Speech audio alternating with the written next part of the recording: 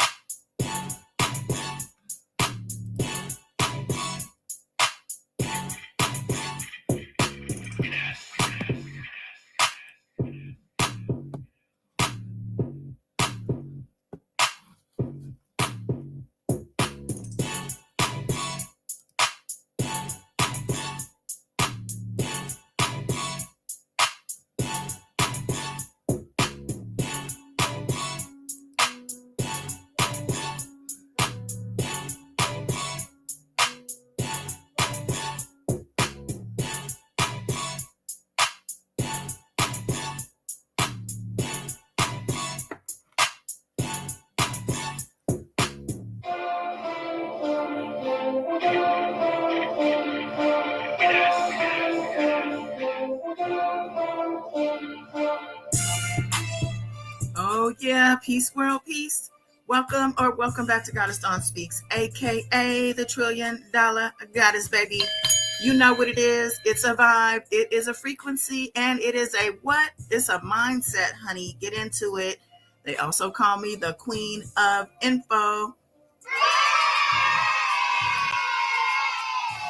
And I would say that's accurate because I got a lot of things to talk about today.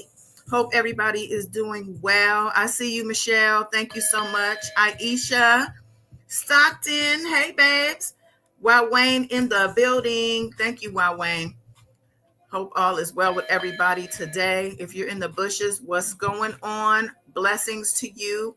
If you in the replay, you know what's up. Thank you so much for the support. Like, share, subscribe, and all of those good things. Now I'm gonna first let's get into all the things. So today we're talking about R. Kelly, Diddy, T.I. and Tiny, Marcus. Why did I put Michael? I need to change that. Marcus Jordan. Let me change that real quick, actually. I don't like that. Elon Musk and his madness, as well as Allison Holker's trash book. Allison Holker is Twitch's widow. And yeah, she's real disgustingly disrespectful. We're going to talk about that as well. Say hi to the babies, Michelle. Now, let me fix this headline because I don't want Michael Jordan's name to be put in the mud because his son don't know how to act. All right. Oh, it won't let me fix it. Oh, dang. It won't let me fix it. Okay. I'll have to do that right after the stream. All right. Just making sure I got everybody. Okay. So listen, I hope everybody's having an amazing Tuesday. It's the 4th of February and things are still popping off in the world big time. I'm going to get right into the national protests. I don't know how it is where you're at, but I know here they're shutting down freeways. There's tons of arrests. It's madness out in the streets. Okay. They're calling this a day without immigrants protest. And it started, well, for LA, at least it's been all weekend, but they say officially it started on Monday. People were calling off work, not going to school, not spending any money, basically trying to show America what the economy and what life would be like without the immigrants, the migrants. All right. So I'm just going to read a little bit. This is from, what is this from? WIFR. I don't know this publication that well, but restaurants, grocery stores, and car dealerships among the dozens of business types that announced they would keep their doors closed Monday in support of a day without immigrants protest in several U.S. cities. Now, I'm going to go ahead and throw a picture up real quick for people who might just be joining and, not know what the hell is going on up in here. All right. The initiative went viral on social media on Sunday after pro-immigrant organizations called for a joint nationwide effort on social media on Sunday. After pro-immigrant organizations called for a joint nationwide effort on social media on Sunday. After pro-immigrant organizations called for a joint nationwide effort on social media on Sunday. After pro-immigrant organizations called for a joint nationwide effort on social media on Sunday. This thing just went off. Whoa. It went off on all of my devices. Okay, hold on. Let me get my background music back going. That was crazy. That threw me off. Hold on, y'all.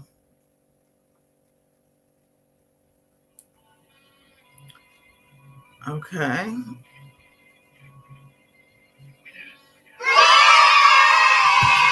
All right, we back in business. Now, where was I? Okay, let's see. The initiative went viral on social media Sunday after pro-immigrant organizations called for a joint-wide effort to show the impact our community has. The purpose of what they called a national strike was to protest the anti-immigrant policies that are bringing increased immigration enforcement and terror in our communities that are also on an attack on working people. This is according to the nonprofit Latinos Unidos Siempre. From January 23rd through January 31st, Immigration and Customs Enforcement confirmed 8,276 arrests in operations targeting immigrants who committed crimes, but also detaining those with illegal presence in the U.S. without criminal record. Wow. Jalisco Supermarket, a grocery chain in Georgia, announced on social media that they would close their 7 locations on Monday in support of our Hispanic community. So they closed all 7 locations down. I wonder, is it because none of their employees were documented? It says multiple businesses in Painesville, Ohio, the epicenter of the Hispanic community in Cleveland, also announced similar actions. Well, I mean, I guess you got to fight for what you believe in, right? I mean, what else? That's what America is all about. Now, I want to switch over to Instagram real quick, because I'm pretty sure there's video.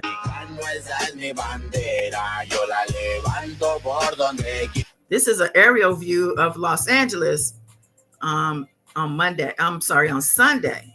This was on Sunday. Now they done shut down the whole freeway. This is downtown LA, I believe, where all of the civic centers are and all of the city government buildings, and they are going hard. They went hard on Sunday, but they've been going hard for the past few days. So they're just basically trying to say, listen, there's solidarity here, and we're gonna fight for our right to be in America. And that's what it seems they're doing. If you see, the whole right side of the freeway is empty. And that's a major freeway. I believe that's the 101, which connects LA to the valley. But yeah, it's mass hysteria out there. I'm glad I don't have to be in it, is all I have to say. Let me see some of these comments. Let's see. You wave a flag of a country you don't want to be in. Make it make sense. Oh, yeah, I did say something about that myself yesterday. They're waving their own country's flags while protesting their right to be in the U.S. I question that, but I think I get it. I think they're basically just showing the flags as identifiers, but also trying to say that we matter here as well. Somebody else said stop their food stamps. I think they already have, actually. A lot of people not wanting to leave this place holding up the wrong flag. That's like us Americans going to Mexico illegally, and then we start waving the American flag there. Yeah. I don't know. I can't say I disagree. Let me see if there's any other videos. Yeah. This is in New York. Raising flags from a country you ran from is beyond stupid. I'm just reading the comments. This is the Native Americans' land. White men stole it from them. The truth hurts, doesn't it? I mean, in all actuality, I think we are all immigrants at the end of the day. Even though Black folks, we didn't ask to come here. Like, our ancestors were literally brought here under duress, like literally under murderous circumstances. And that's why we fight for reparations and things. It's like, we built this place, and yet you give us nothing. And honestly, a lot of these immigrants have come here. I would say in the last decade, maybe the last two, and gotten a lot of perks, a lot of benefits, especially recently. Food and cash cards, hotel rooms, apartments. I mean, housing, all the things. And that's why a lot of people started to become upset, because it's like, well, we are Americans, and there's a lot of homelessness. There's just so many socioeconomic issues that aren't being resolved, aren't even looking like they're being attempted to be resolved. Yet people are crossing over illegally and getting all the perks. So a lot of these comments basically waving flags for a country they don't want to be, they don't want to go back to. WTF. Somebody else said conquered land, not stolen, which I don't know if I mean, this is kind of the same thing, isn't it?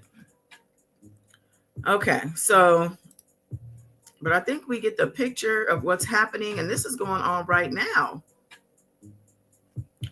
This is going on right the F now. So I'm going to move on, and we're going to stay in the political range in just a second, because I want to talk about Elon Musk real quick. Elon Musk crazy ass. Okay. Now, I didn't like what I heard about what's going on. And apparently it's under his watch that, I believe, what is his department called? The Department of, let me see, I'm going to read this article. This is from the Los Angeles Times. And they're saying shadow government, billionaire Elon Musk's grip on U.S. government spending raises questions. And the reason this is coming up is because he has gotten the key, he has gotten the reins, he has gotten access to the Treasury Department, which is scary, honestly. Now it says the world's richest man acting as an unelected efficiency consultant to President Trump I don't even like saying that, to Trump, has in recent days managed the rare feat of overshadowing his boss, presuming to storm into and begin closing out government agencies at will. After 2 weeks of chaos caused by Trump's own unilateral executive orders to radically alter the federal government, it was suddenly Elon Musk, whose name was everywhere in Washington this week, and he and his deputies in the new Department of Government Efficiency, there it is, slashed at the federal bureaucracy in a purported effort to cut costs. Disregarding established security protocols while downplaying the budgetary authority of Congress, they assessed sensitive Treasury Department systems full of Americans' most personal data and declared that the U.S. Agency for International Development, the agency long in charge of distributing American foreign aid to places such as Gaza, Ukraine, and sub-Saharan Africa, was corrupt and being shuttered. They suggested anyone who stood in their way, including career civil servants with actual authority to safeguard Treasury and U.S. aid data, were the real rogue agents. And they and their allies dismissed rising outrage among Democrats as the whining resistance of political sore losers.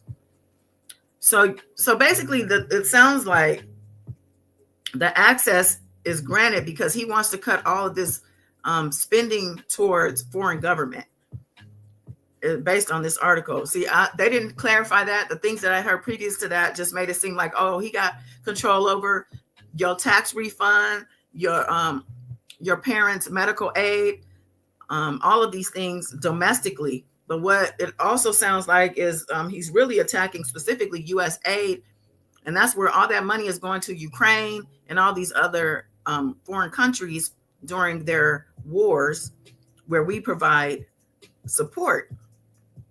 But it says here in one instance, Representative Jamie Raskin, Democrat in Maryland, the ranking Democrat on the House Judiciary Committee, tore into Musk for overreaching, saying, "We don't have a fourth branch of government called Elon Musk. Elon Musk, you didn't create U.S. aid. The United States Congress did for the American people. And just like Elon Musk did not create U.S. aid, he doesn't have the power to destroy it." Stephen Miller, Trump's deputy chief of staff for policy and homeland security, shot back on the social media platform X, which Musk owns, of course. Democrat politicians hate democracy. They don't believe voters have the right to elect a president to drain the permanent unelected DC swamp. Wow. The showdown continued, a roiling debate over U.S. governance that defined the 2024 race between Trump and former President Kamala Harris, and has continued to shape Trump's presidency in its first days.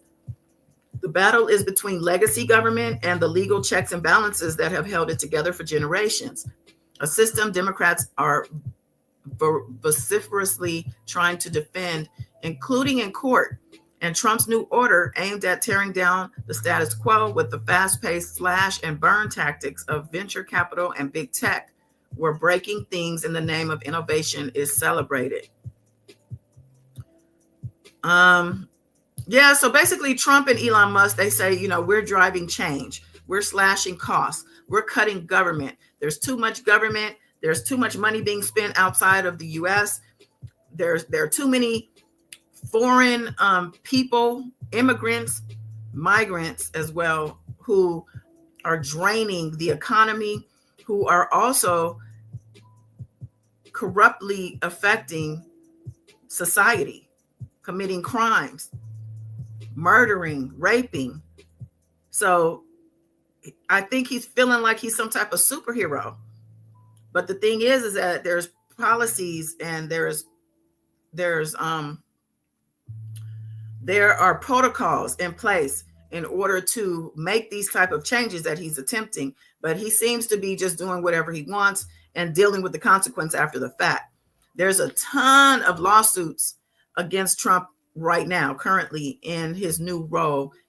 I was looking at a news clip of a gentleman who was over an organization. He said they had a on him for when he was signed into office, and they have been throwing them at him ever since, and having to do with civil rights and just all types of things. So, he definitely promised a lot of these things that are going on. I don't know why people are so surprised and shocked that Trump is doing what he said he was going to do. Now, I think, a lot of the backlash has to do with his, I would say, attack on domestics, on us who are citizens, DEI, rollbacks, and those type of things. But, at the end of the day, y'all voted him in. I mean, really, he got voted in. Hey, GT. So, what are we going to do? And that's all I think I have on that. Let's move over to R. Kelly, y'all. R. Kelly is back in the news. Okay. They say that R. Kelly victims say singer still owes over $9 million from documentary Judgment. 6 women who were featured in the Lifetime docuseries Surviving R. Kelly won a multi-million-dollar judgment against the disgraced R&B artist who was behind a fake mass shooting threat that canceled the series in 2018 live premiere. And his ex-manager, Don, what was that guy's name? Anybody in the chat know? I can't think of his name right now. He actually went to prison. I think he's out, but he went in for like a year, maybe a year and a half, over the fact that he made that phone call. Now, he says it was under the direction, or they determined it was under the direction of R. Kelly. I think he tried to say he did it on his own, but they tacked that on to R. Kelly. They sure did.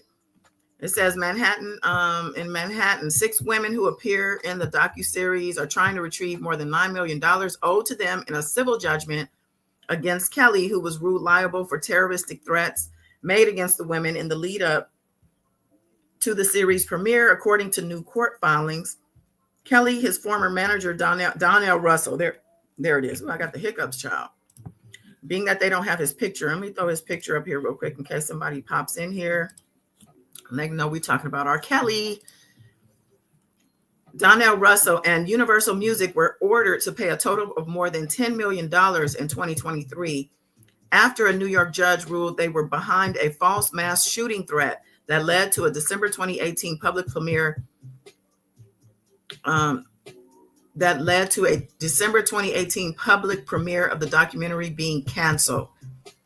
The false mass shooting threat successfully led to the emergency evacuation of everyone, including the plaintiffs, awakening and exacerbating old wounds in the abuse survivors and causing all the plaintiffs even greater trauma.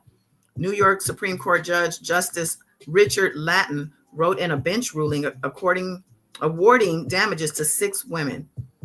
The empty shooting threat was the climax in which what was a months-long campaign from Kelly to pressure the 6 women and the networks behind Surviving R. Kelly to pull the plug on the series. But that judgment has gone mostly unpaid, they say. According to the turnover petition filed Friday in New York County Supreme Court by the 6 women. As it stands, Kelly still owes the women more than $9.9 million plus interest, which accrues at a rate of approximately $2,450.30 per day, according to the petition. The women claim that the only chunk of the judgment that has been paid so far is roughly $200,000 that was recovered from Universal Music Publishing, Inc. That money was supposedly royalties that Universal owed Kelly pursuant to a co-publishing agreement. Kelly, who is currently serving a 30-year prison sentence for racketeering and sex trafficking, was behind bars when Lattin entered the $10 million judgment against him and his co-defendants in 2023. I know that burned him up to be already locked up and then to get a $10 million judgment against you. Wow. The following year, he claimed that he never knew about the lawsuit at all until his side had lost and denied that Donnell was ever his manager, as the suit suggested. In 2022, Donnell was sentenced to a year in federal prison for the shooting threat, but the punishment didn't add time to the sentence he was already due to serve for another effort to squash sexual abuse claims against Kelly. Imagine going to prison because some other Negro was doing some shit and you trying to help him or trying to campaign for him and spending over a year in prison. Kelly's sexual abuse accusations date back decades. Okay, so they're going to go through all of his past stuff. I definitely am not trying to read that. But, shout out to his victims for filing suit and trying to get their money. Because people are out here trying to say this man is rolling in dough. But there were talks from other prisoners who were serving time with him that he don't have no money and that he barely goes to the commissary. And when he does, he only takes one little bag, and he has to sing for his soup in there. He sings to other inmates in order for them to buy him stuff. I mean, it's really that. But at the same time, like, I do believe there's people out there still benefiting off of him. Somebody out there has some of his money. I'm convinced. So I don't know. Hopefully they get that straightened out. And I only say that for the victims because I don't give a fuck about R. Kelly. Okay. All right. Let me see if there's anybody in the chat saying anything over here. Y'all just keep saying guilty. That's all you got, huh, Wayne? Aisha too. I'm with you. Okay, let's move over to Diddy, y'all. Diddy scored another win, they said. Male accuser must reveal his identity. Sean Diddy Combs won a legal battle as a judge ruled his John Doe accuser cannot remain anonymous in a high-profile sexual assault lawsuit. Says that he notched another courtroom victory as a federal judge in New York ruled that a man accusing the music mogul of sexual assault must reveal his identity. The lawsuit was filed in October by an individual identified only as John Doe. John Doe claims he was 17 years old when he met Diddy at a Miami nightclub in 2003. He was introduced to the hip-hop heavyweight under the pretense of career prospects. According to the lawsuit, the teenager was later invited to Diddy's home, where he alleges he was offered a drink that caused physical weakness and disorientation. It's the same old story. The filing claims Diddy then drugged and sexually assaulted him. Attempting to shield his identity, the accuser argued in court that disclosing his name would expose him to potential public backlash, harassment, and deep emotional stress. His legal team cited Diddy's alleged history of intimidation tactics to support the request for anonymity, asserting that their client feared retaliation. Diddy's attorney fired back, arguing that the allegations were both serious and reputationally damaging, making it fundamentally unfair for the plaintiff to proceed without disclosing his identity. In his ruling, U.S. District Judge Lewis Kaplan sided with Diddy, stating that while anonymity may be granted under specific circumstances, it is not guaranteed in civil cases, especially those involving high-profile defendants. The decision marks the second pivotal ruling Kaplan has issued that Diddy's legal team is leveraging to his advantage. So it seems Kaplan is the one judge who is deciding to side with Diddy on some of these motions to divulge identity. Now, it sounds to me like he's saying, well, to these little nobodies, it's not a problem. But if it's a celebrity defendant, then yeah, maybe we will protect their identity because it's going to affect their work and their livelihood. But if you're a little nobody, then yeah, you need to tell us who you are. And I think that's extremely unfair, especially knowing how Diddy gets down. I don't know if y'all saw any of these documentaries. We just watched The Fall of Diddy on HBO Max, and man, that guy was a total insane mental case, okay? I mean, he just really gave no F's and probably still doesn't, honestly. So moving over to TMZ, they have a story as well about Diddy. I don't know. I think this is a new suit. Diddy sued. You coated my body with baby oil before sexual assaults, accused by John Doe. Now, I'm not sure if this is the same one we just talked about or the one we talked about yesterday, but it says Diddy forced a male adult. No, this is a different one. Diddy forced a male adult entertainer to coat his body with baby oil before sexually assaulting him. And the guy says the substance made him incapacitated, at least according to the lawsuit. So this is the first time I think I've heard that the baby oil itself was actually laced. I think we questioned it because there are so many bottles and they're also included in the indictment. But he actually said that the substance made him incapacitated. The Bad Boy Records founder is being sued by a John Doe who claims that he trapped him in a vortex of exploitation and fear, subjecting him to a relentless pattern of drugging, sexual assaults, death threats, clandestine recording, blackmail, and psychological manipulation. According to the lawsuit obtained by TMZ, the guy claims he first met Diddy in 2007 when he was working as an adult entertainer in Las Vegas. He says Diddy would hire him through an agency to dance and strip, but claims their encounters went off the rails sexually once Diddy introduced baby oil. The man claims after applying the baby oil, he would become sleepy, disoriented, confused, exhausted, drowsy, weak, sluggish, and numb, to the point where he says he unwittingly complied with Diddy's demands and was essentially coerced into sex acts. In several encounters, the man claims Diddy squirted large amounts of baby oil onto his skin, coating his body so heavily the substance dripped off. Among the sex acts, Diddy alleged coerced him into performing in a drowsy and confused state. Masturbation, intercourse with Diddy's female companions, and ejaculation on the woman's body or mouth. Sorry, hope there's no kids listening. Make sure you get your kids out the room, child. Get them out the room. Okay? Child, the guy claims Diddy would often closely monitor to ensure he was penetrating the woman by putting his face next to their genitals. He also claims Diddy once rubbed the man's semen on the woman's body and licked it off. Oh. Boo is right. Child. In case anybody's just joining, we're talking about Diddy. Let me put his picture up here because I'm reading this article, child. In the docs, the man says he always believed he would be able to resist any sexual advances going into the encounters, but says he found himself unable to do so once Diddy applied the baby oil to his body. So he figured, I got this. That nigga can't take me down. And he didn't realize that Diddy, maybe you're going to turn down the drink, or the lace brownies, but you're not going to turn down this baby oil that I want you to rub all over your body because you have no idea that it is filled with GHB or whatever drug he laced it with.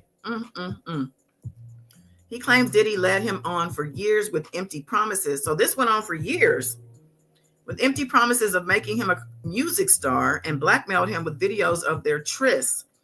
He says he finally worked up the courage to file a lawsuit after Cassie sued Diddy and the mogul was arrested. Shout out to Cassie. He's being represented by Lisa Bloom, who is Gloria Allred's daughter. Attorney Lisa Bloom, who was repping John Doe, tells TMZ, "I'm very proud to represent my brave client in this new case. We will not rest until we get justice for him." Diddy's denying the claims in a statement via his legal team. He says he never sexually assaulted anyone. They never did anything to anyone. He's totally innocent. Totally. Wow. That is crazy. Every time we hear something about him, it's crazy. Now, there's more stories. I guess you guys remember Adria English? She was on YouTube for a minute. I believe she was also with that Misha girl who she admitted she was lying about being in one of those pictures sitting on his lap in that studio. She still claims she was a victim, but yeah, she was discredited big time. But anyway, these two have disappeared off of YouTube from what I can tell, but all of a sudden now she's been in the Sun for the last couple of days. I guess she connected with the reporter with the U.S. Sun, and she's on here talking about these parties. Let me see what this video is. We're the invisible. Of course, there's an ad. Hold on. Ex-dancer is ripping back the curtain on Sean Diddy Combs' freak-off parties, claiming in a new lawsuit that she was forced to have sex with multiple guests and given $1,500 in cash straight from the rapper's pockets. Adria Sherry English, a former porn star, is suing Combs and his alleged co-conspirators for $50 million for sexual assault and sex trafficking. English, 47, filed a federal suit in New York last July and recently hired a new legal team, who submitted an amended complaint earlier this month, She claimed in her initial complaint that she arrived in the Big Apple destitute and homeless after moving from California, when her family discovered she was acting in adult movies. The suit alleges that she was working as a dancer at a club in New York City in 2004, when she and her then boyfriend, an aspiring model, were hired to work at one of Combs' famous white parties in the Hamptons. She claims in the court docs that she was thankful to be employed, but things turned dark when he coerced her into having sex with his friends in exchange for money. In a new interview with the US Sun, English claims the most she was ever paid, no matter how many guests she had sex with, was $1,500. English alleges it was given to her in cash notes, which were stuffed in Diddy's pockets and handed over by an assistant. People in New York, they keep big stacks of money. Everyone keeps their resources in their pocket, she told the US Sun. He, Combs, would count it. I would always wonder why he can't just give it to me. I'm standing right here. I only got $500. She claims when she was forced to have sex with one specific guest, she was paid $1,000. She said, but after that, the multiple people I had to have sex with, I got no more money. I just got a promise of being part of the music industry. So the maximum was $1,000 on top of my $500. English is suing Combs, Bad Boy Entertainment, Sean John Clothing, Combs Global Enterprises, Tamiko Thomas, Vibe Magazine, Pence Media Corporation, and several unnamed defendants. They are yet to formally respond to the suit, but the rap mogul has slammed English's fabricated statements. Combs remains behind bars in Brooklyn awaiting trial on federal sex trafficking charges. He has also been hit with dozens of civil lawsuits for rape and assault, including against children as young as 9. The 55-year-old has pleaded not guilty to all charges. Yeah, you guilty, man. So Adria English, she's had, I think, a couple lawyers, and I think one of them was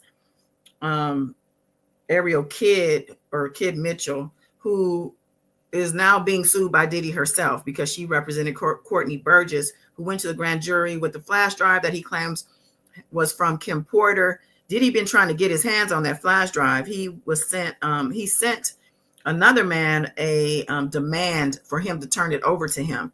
So I think he is a bit paranoid as to what is on that flash drive, even though he's claiming it's nothing. I think Diddy is really paranoid and upset and going through a very hard time behind bars, they're saying, because also that jail sweep that happened last month, actually it was in November, cleaned out all the drugs and all the stuff that he was probably coping with while he's been behind bars. He even had to go to the hospital recently. And we suspect, I say we, because a lot of people agree with me, that it was because he needs some drugs, some pain pills, something. Give me something. He was saying he had a terrible knee pain, which makes its own jokes, child. But, this thing is just going on and on. We're waiting on this enterprise list that's going to have all these people supposedly named who were helping him, his co-conspirators. This is supposed to be out sometime in March. I think March 7th might be the deadline. But then there are also people saying the judge sided with defense and wanting it sooner. Now, the prosecution doesn't want to give it, they rather give it later than sooner, because the sooner they give that list up, the more ability that Diddy and his team have to kind of try to get in the way of these people getting nabbed. Like they're going to try to call and text and get messages to these people and tell them to get out the country. Your kids left the room, covered their ears. Okay. So yeah, Diddy, you ain't going nowhere. If you did a song to say, we ain't going nowhere. Didn't he say it's bad boy for life? Well, you really signed up for life as a bad boy, and you ain't going nowhere. Okay. In my opinion, I'll say. Let me make sure I don't have nothing else on Diddy before we move on, because I'm moving on to Marcus Jordan, because he's embarrassing. He's embarrassing his father, child. Well, I'll start with this. Michael Jordan's son, Marcus, he was arrested for DUI, cocaine possession, and resisting arrest. He was booked into county jail. And here are his charges: resisting officer, damage for personal injury, and possession of cocaine. Now, these bond amounts are very low for a rich man like Marcus. He's a rich man because his daddy's a rich man. I believe he also has his own sneaker business. Yeah, he has his own sneaker business, which is obviously off his daddy's name. But let me refresh this page because I know that I have some other video of his arrest. Yeah. Here we go. Let me take this picture down so y'all can see this video of him.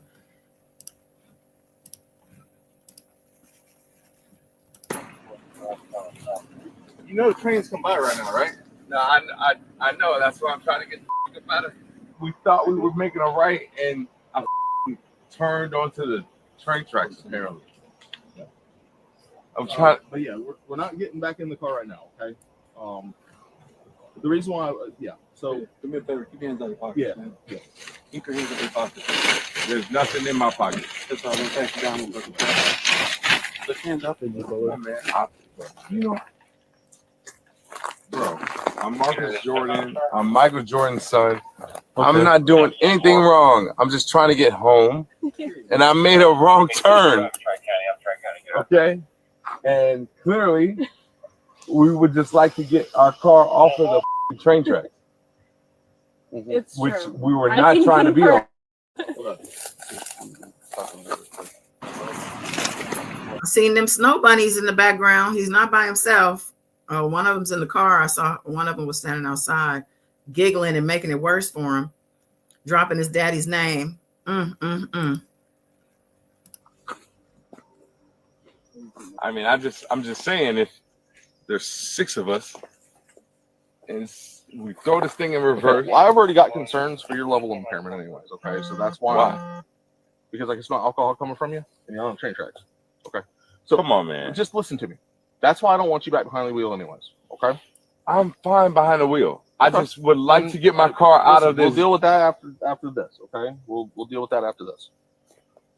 But that's why I had to get you out of the car, okay? Because I hear spinning tires, I hear slurred speech from you. You're driving on train tracks. I'm not slurring anything, and I'm letting you know. I have concerns. Okay? well.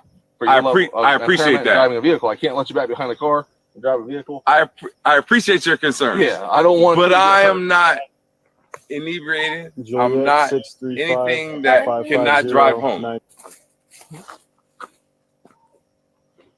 I mean, I'm just saying, if there's 6 of us. So I think, Queen, you asking him what he was arrested for. You must have just popped in.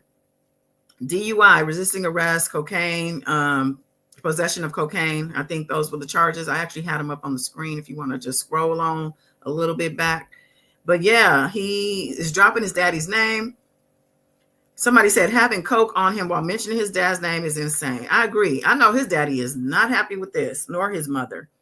He's the oldest son of him and his first wife.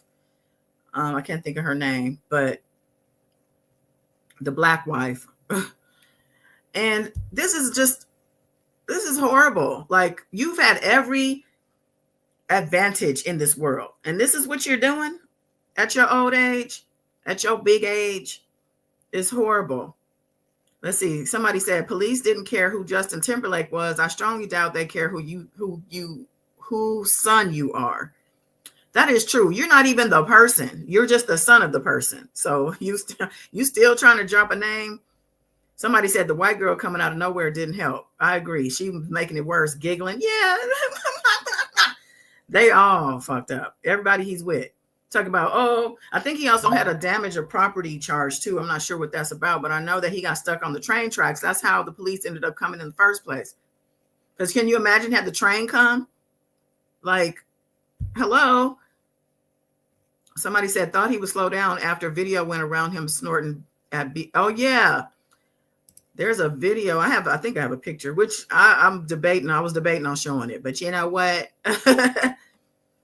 Let's see. I got so many of these. Let's see. Where is it? These are the charges for those coming in late. Resisting officer without violence, DUI, property damage or personal injury, possession of cocaine. Those are not light charges. The bond amount is light. He's probably out already. But if I was his daddy and them, I would leave him in there. Let me see. Where is that? Here it is.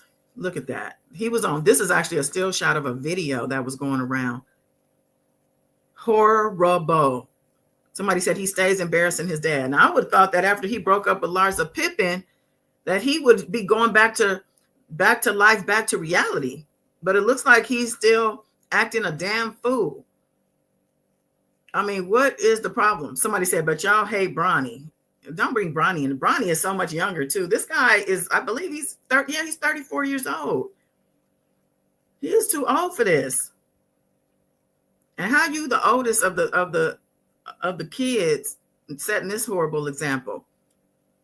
Somebody said this man got all the money in the world, but can't find something positive to do. Exactly. You could have been running a nonprofit.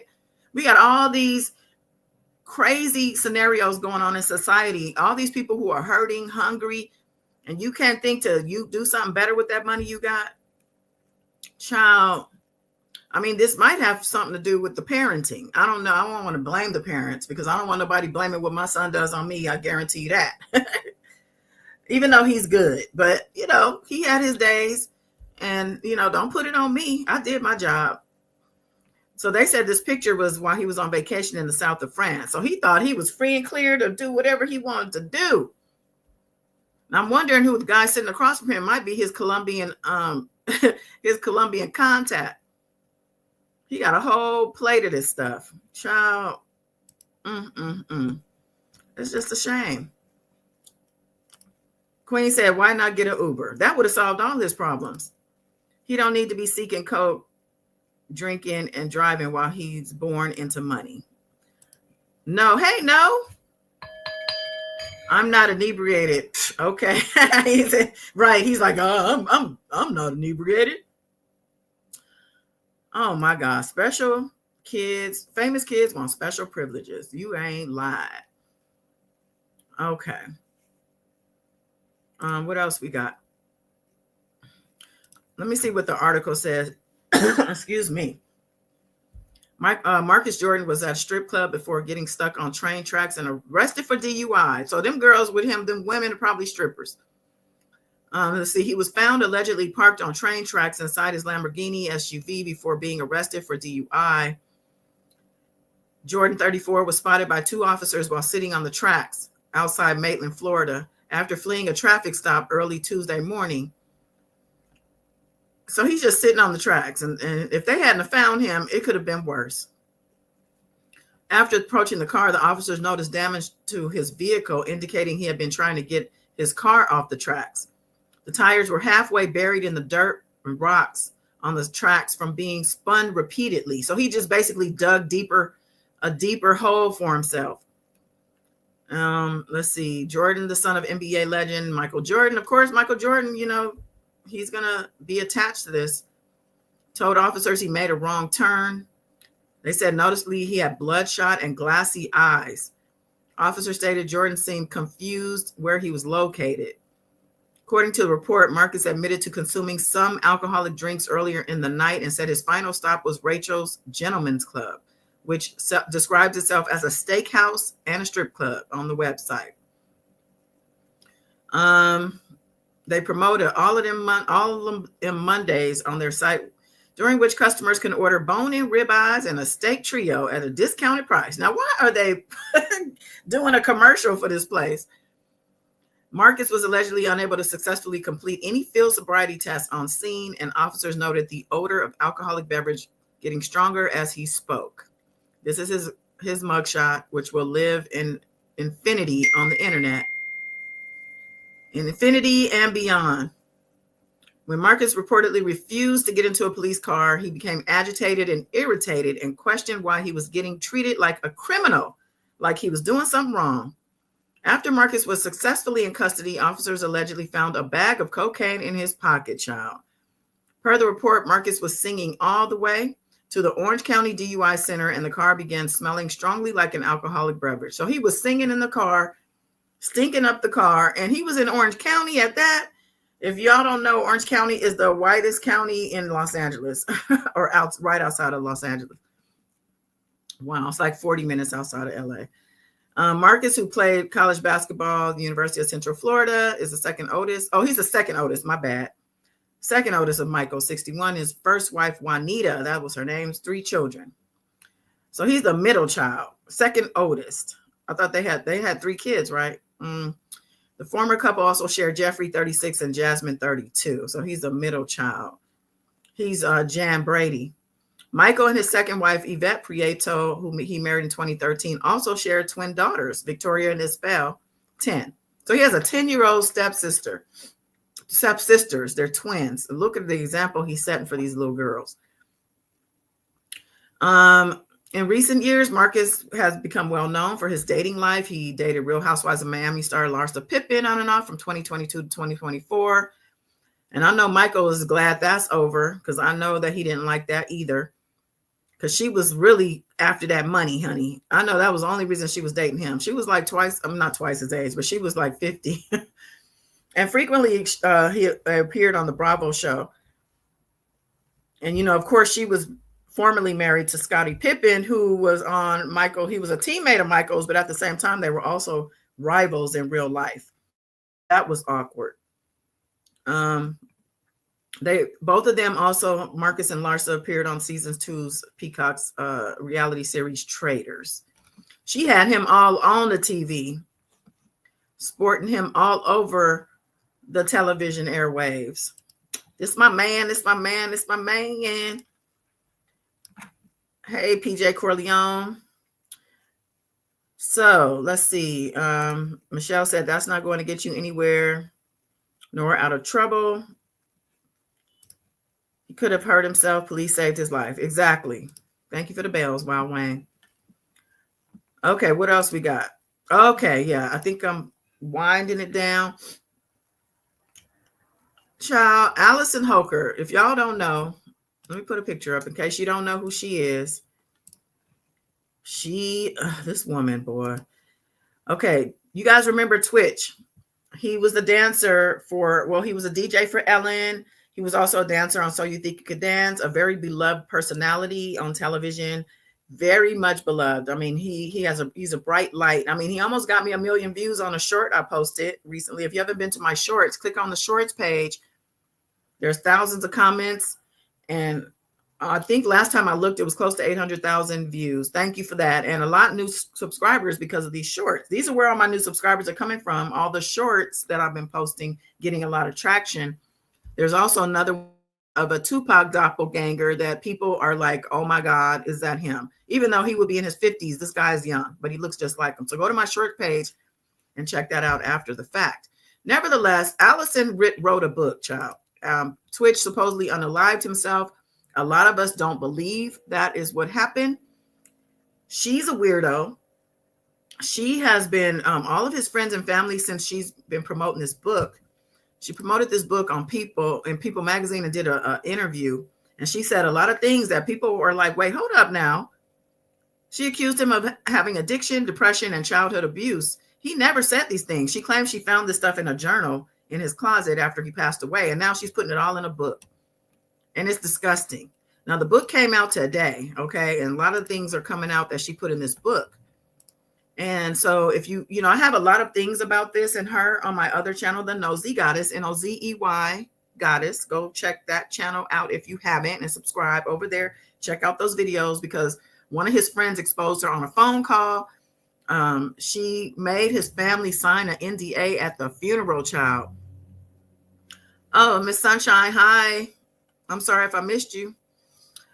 But yeah, she's something else, child. Now this book has come out and I'm going to just talk about some of the things they exposed. This is from Us Magazine.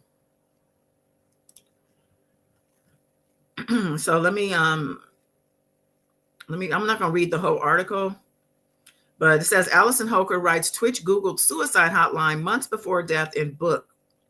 Now, she claims she had no sign that he was depressed, no sign that he would have done this, no sign that he was supposedly an addict.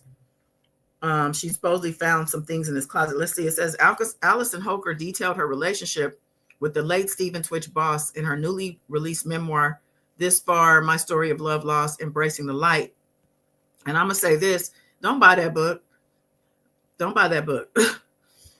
Holker, 36, made headlines prior to the book's release on Tuesday, which is today, after revealing she read Twitch's journals following his December 2022 death by self-unaliving. Now, she claims he was wrestling with a lot inside himself, and he was trying to self-medicate and cope with all those feelings because he didn't want to put it on anyone else because he loved everyone so much. And she claims that she found a cornucopia of drugs, including mushrooms, pills, and other substances hidden in his shoe boxes. Now, she spoke about their earlier days in their marriage, and they do share 2 kids, Maddox, 8 years old, and Zaya, 4 years old. So the fact that she's saying all these things, these kids are going to read this someday, and it's horrible. And his family is already traumatized. So now you're going to re-traumatize his family by putting these things out there. And his mother and family, he has brothers, good friends, co-workers, everybody's coming out saying this is not true. We knew Twitch. And people say, depression is hard to gauge, and sometimes you just never know, and those type of things. But as far as the drug stuff goes, that couldn't have been true. But I'm going to tell you why. Give me a second to get there. Let me cook, okay? Now, they say she was the mother. She has a daughter already, Wesley. She's 16. And I also have on my other channel, The Nosy Goddess, a video that she has since taken down trying to defend her mother. As she sat there trying to look like a mixed chick. She's completely white. Her father was white. She had all this little curly hair. She tried to make it look like she had natural curls. Them curls was either a perm or some rod curlers, honey.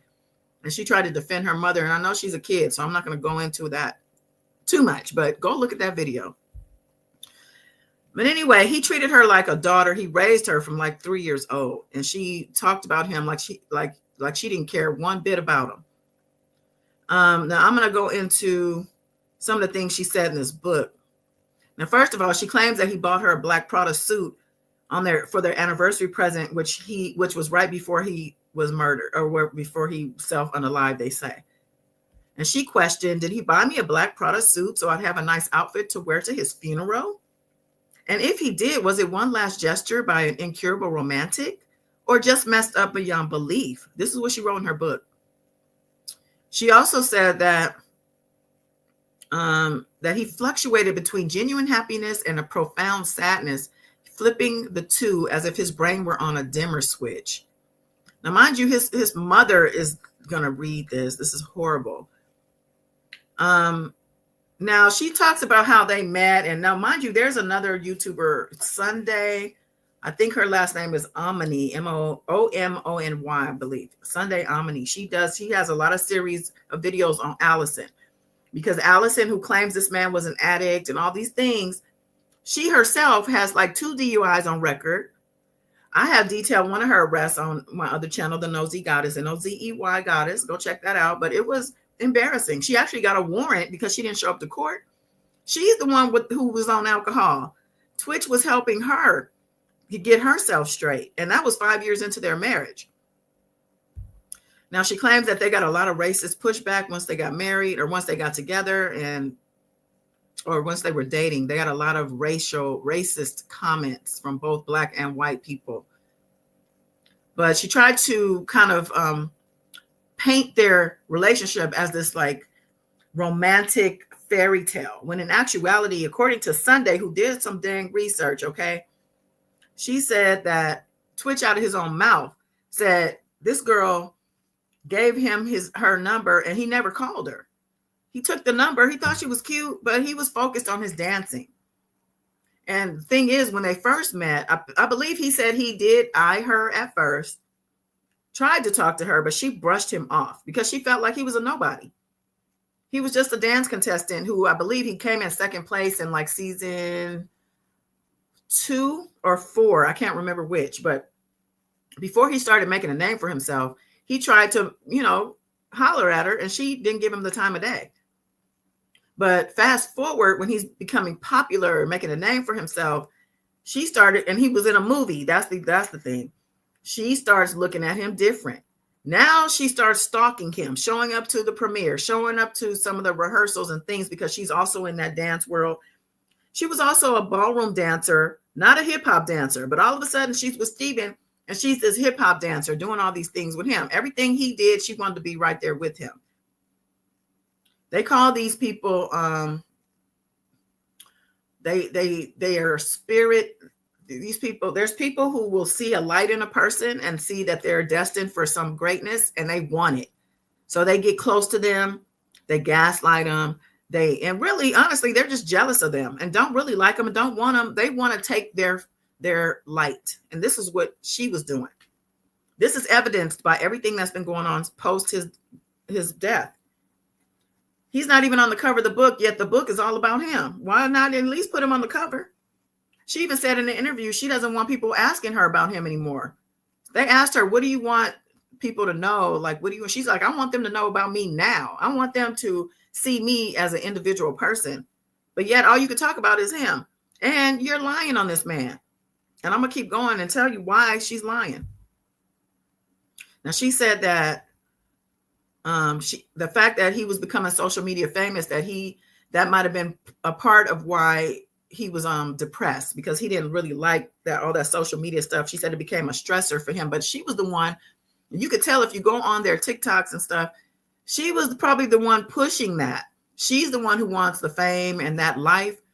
And at some point it was said that he wanted to dial back. He wanted to become more of a father. He had made a lot of money. She even said after the Ellen show ended that his work never stopped, that there was a lot of work in the pipeline. So this is why when she's claiming now that, oh, he left me $1 million in tax debt. How? When y'all had all this money going on, you guys were living a very nice life, and all of a sudden he left you $1 million in tax debt.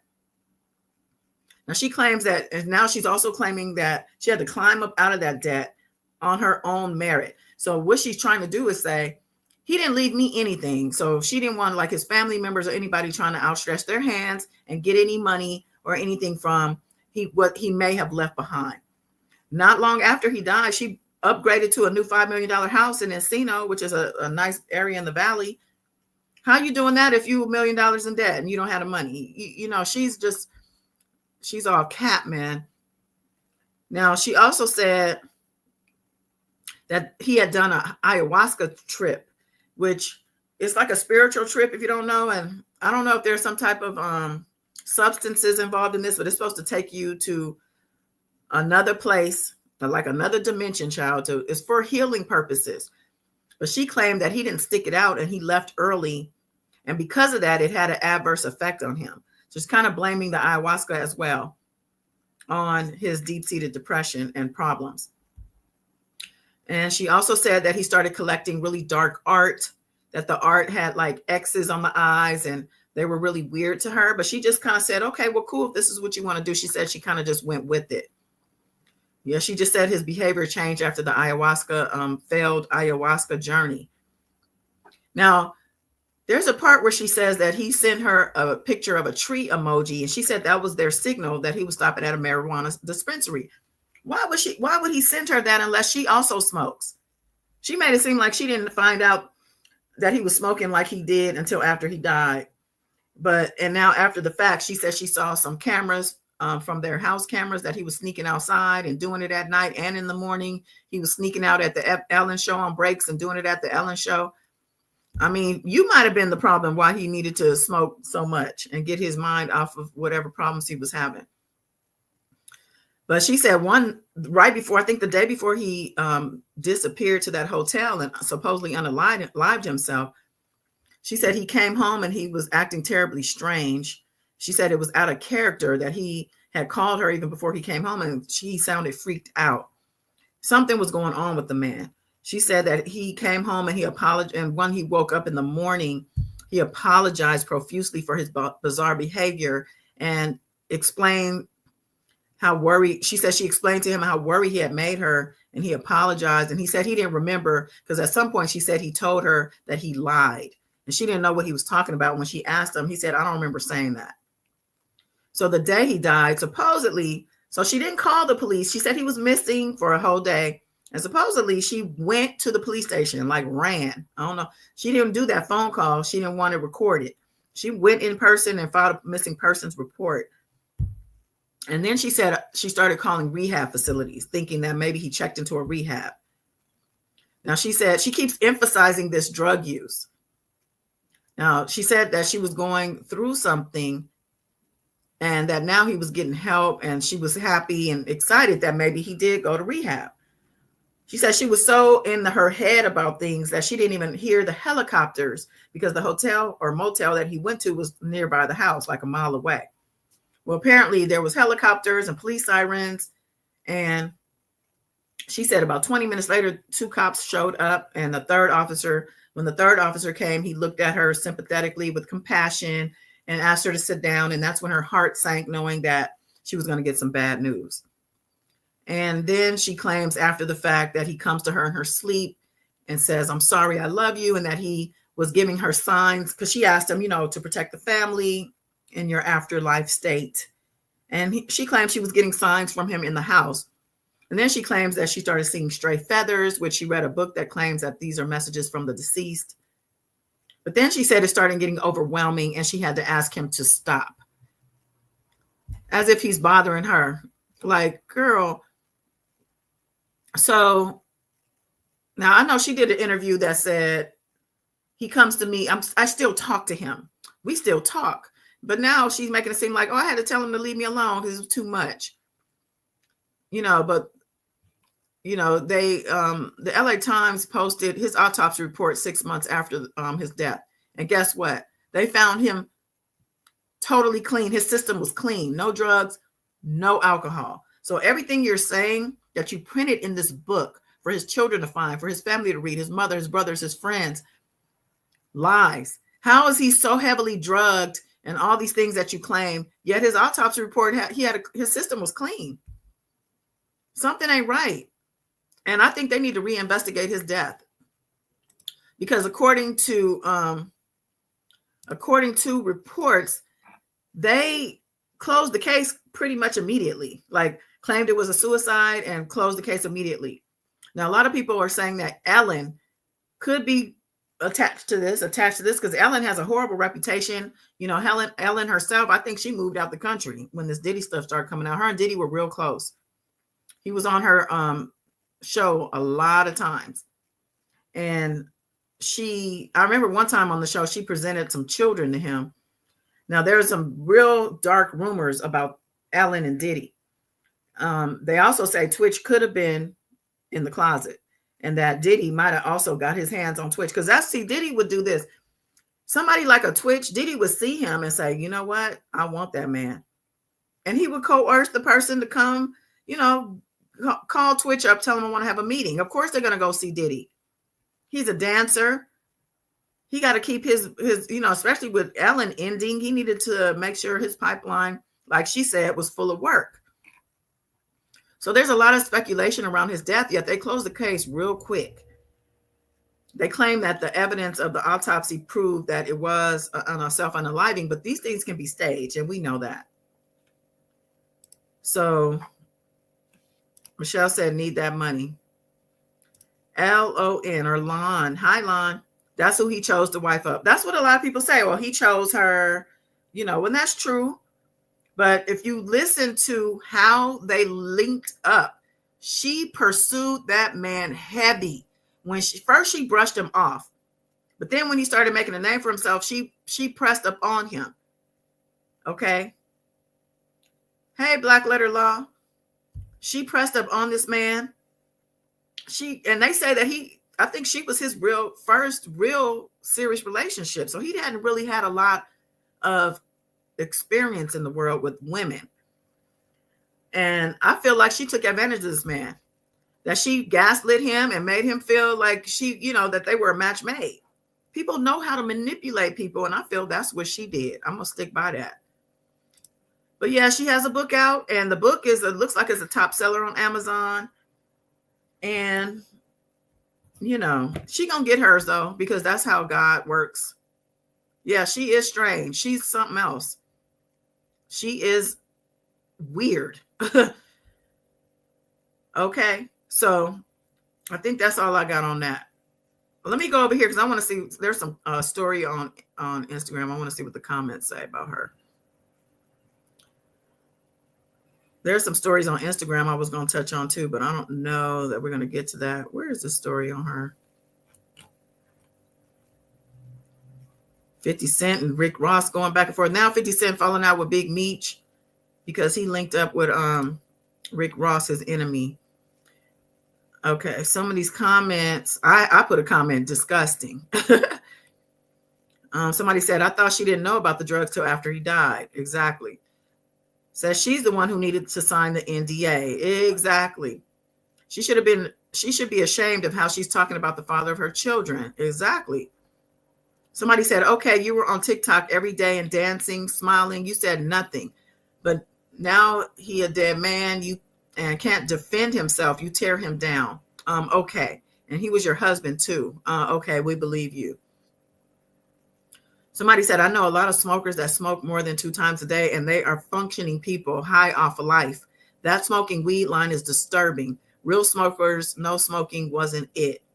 And I can say, yeah, I know that too. I haven't smoked in a while, but I mean, I'm not a depressed person. I smoke because I like to smoke. I mean, it had nothing to do with being depressed. I mean, I know some people do get depressed and they do smoke to help with that. I'm not discounting that, but I'm also saying there's another side to it. And by him sending her that tree emoji, and that's their little signal about going to the dispensary, he's probably asking her, what you want? You want edibles? You want gummies? You want sativa? What you want? You want some chronic? What you feeling like? You gonna tell me he was texting you that and you had no idea he was doing it and you weren't doing it either? You're a liar. Somebody said, so how much was his insurance policy, Allison? And like Lon said, somebody said he chose her. Somebody else said she hated this man. Somebody said this trick did not care about this man at all. I think she was jealous of him. I think she was jealous of him. She wanted his life. She wanted the people's love for him. She wanted for herself. And she's basically, after he died, took on his fans. His fans went to her with sympathy, heartfelt sympathy. And she got a lot of extra attention because of his fans giving her the attention he would normally get. And now she's at a point like she's dating a new guy. This guy's married, they come to find out. And his wife's seen all the pictures of them and filed for divorce, but now the divorce is on pause. So technically he's a married man with children. And you know, she was also seen out of the country. I believe they were out of the country holding hands with an ex-friend of his who was a football player. I wouldn't put it past her that she was cheating on this man. She's trying to say, oh, she said that also in that article. Let me go back to that real quick. She said that he stopped showering, that his hygiene was horrible, that she had to beg him to take a shower. She said he stopped having interest in having fun and doing the things he would normally do. And so somebody like that, she's dealing with that. You telling me she didn't go outside of that marriage based on her character? I would say, yes, she did. Yeah. This lady she just pisses me off. Let's move on to a brighter story, even though I'm not really fans of these people.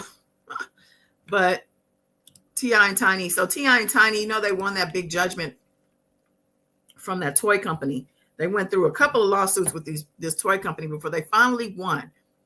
I think the total judgment was $74 million. Well, the judge decided that was too much money. And he was basically going to take most of it back and give them $17 million instead. That was devastating for them to get that news that this judge is going to take all this money that T.I. said he's retiring on. Well, it came back now that T.I. and Tiny has now been awarded that additional $53 million in punitive damages from the lawsuit. And I know they happy as clams, child. Now, that's good news. Rapper T.I. and his wife, Tamika Tiny Harris, have secured a major legal win in their ongoing lawsuit against MGA Entertainment. The couple, along with the OMG girls, will receive $53.6 million in punitive damages after a federal judge ruled in their favor. This amount, combined with $17.9 million in actual damages, brings the total award to $71.5 million. That's a lot of chili, honey. It's a big chunk of change. The case revolved around the claims that MGA Entertainment used the likeness of the OMG girls to create OMG dolls and had the nerve to call them OMG dolls. And this was without permission. And those dolls look just like the OMG girls. I don't know if you guys remember OMG girls. They had colorful hair and lipstick, and their clothes were cute and colorful as well. The girl group formed by Tiny Harris, her daughters Anique Pullins, Baja Beauty Rodriguez, and Brianna Babydoll Womack. Their legal claim argued that the dolls closely resembled the group's unique image and style, leading to the copyright infringement lawsuit. So yeah, they won that suit after a few losses. A couple times they lost, but they kept going. And yeah, after multiple setbacks. And good for them for being persistent, because they knew they were right. And that's the thing. When you know you're right, it's hard to just give up, especially when you're losing money behind it. And you got this billion-dollar company making money off of your group that you formed and probably had curated. You know what I'm saying? Now somebody's stealing your ideas, stealing things that you created and making money off of it, tons of money. And they was playing in their face and called them the OMG dolls. Like, hello. So good for them for being able to get that money, honey. Now, I just still question them because that they've been victimized by this couple. I know there's a lot of people that don't believe it, but I don't know, y'all. There's a lot behind those allegations, but I guess we'll see if that ever comes to light, or if anything ever comes of that. From what I understand, some of these suits are still pending. Yeah, I'm glad they won, because that's not right. Yeah, you missed R. Kelly, Lon. You missed the R. Kelly story. He was in the more of the beginning of the video. So you can go back and catch that. I'm actually going to end this live, but I appreciate y'all for hanging out. And yeah, till next time. Peace.